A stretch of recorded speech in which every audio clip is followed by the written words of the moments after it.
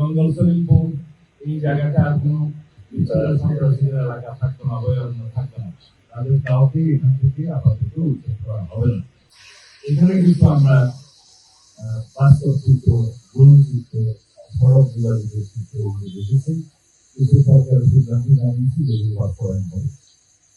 Salimpur union পাশে সীতাকুণ্ডের সাথে যোগাযোগ, পাখির সাথে যোগাযোগ, পাখির ভান্ডারবাড়ি বাড়ির সাথে যোগাযোগ এবং চট্টগ্রাম কক্সবাজার মহাসড়কের সাথে যোগাযোগ কিভাবে স্থাপন করা যায়, কিভাবে রোড নেটওয়ার্ক স্থাপন করা যায় এবং এখানে আমাদের পুলিশের জন্য, বিজিবির জন্য, র্যাবের জন্য, অন্যান্য বাহিনীর জন্য এবং থানা নিবাসের জন্য কি কি ফ্যাসিলিটিস ক্রিয়েট করা যায় সেই বিষয়ে আমরা কথা বলেছি, এগুলো পরিকল্পনা করছি। তবে স্থানীয় অধিবাসী যারা বিভিন্নভাবে এখানে কোনো না কোনো কারণে বসতি স্থাপন করতে বাধ্য হয়েছে অস্থায়ীভাবে বা রিজেভিলিটি পেয়েছে বিভিন্ন কারণে, তাদেরকে কিভাবে পুনর্বাসন করা যায় সেটা আমরা একটা পরিকল্পনা করব।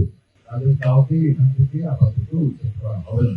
আমরা জনগণের সরকার, জনগণকে কমফোর্ট দেওয়ার জন্য আমরা আমাদের সমস্ত পরিকল্পনা করব। সুতরাং কেউ যদি এখানে বিশেষ সৃষ্টি করতে চায় যে উচ্ছেদ করা হবে, ইত্যাদি করা হবে, তারা যেন সরকার সমস্যাটা আগে যোগাযোগ করে। এখানে কারাগারের একটা স্থাপনা অনেক বছর আগের থেকে ঘুরে আছে, যেটা চট্টগ্রাম কারাগারকে শিফট করা, সেটা একটা খাস ল্যান্ডের মধ্যে বা বিল্ডিংয়ের আশেপাশে, যেখানে এখনো আবার নাই, বসতি নাই, সেই জায়গাটা চিহ্নিত করে সেটা মোটামুটি ডিমার্কেটেড করা হয়েছে। জেলা প্রশাসন সেটা ব্যবস্থা নিয়ে এগিয়ে দেওয়ার জন্য এটা প্রশাসনিক অনুমোদন অনেক আগে দেওয়া হয়েছে। আমরা আপনাদের সমর্থন দিতে চাই।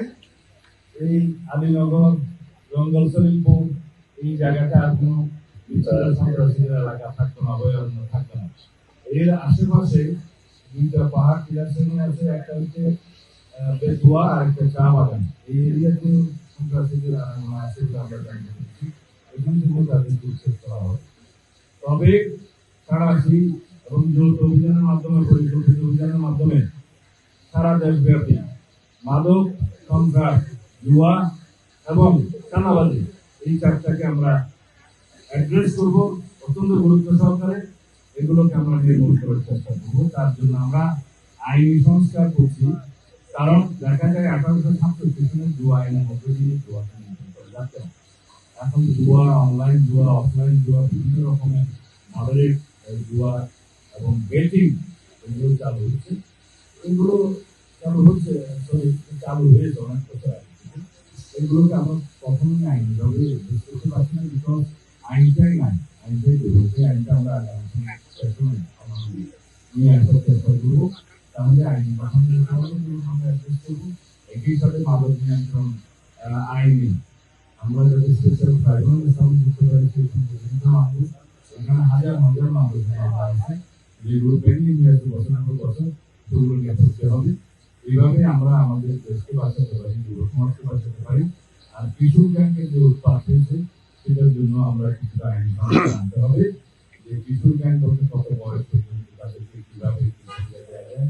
কারণ আইনের ফাঁকগুলি কিশোরদের যে সুবিধা আছে, জুভেনাইল ডেলিনকুয়েন্সির যে সুবিধা আছে সেটা তারা নিচ্ছে এবং এই কিশোররা যারা কিশোর গ্যাংয়ে রয়েছে তারা সুতরাং এখানে আইনি সংস্কার দরকার আছে। এটা অনেক লম্বা আলাপ, এগুলো আপনারা দেখতে পাবেন। আমরা আইনের শাসন প্রতিষ্ঠা করবো ইনশাআল্লাহ।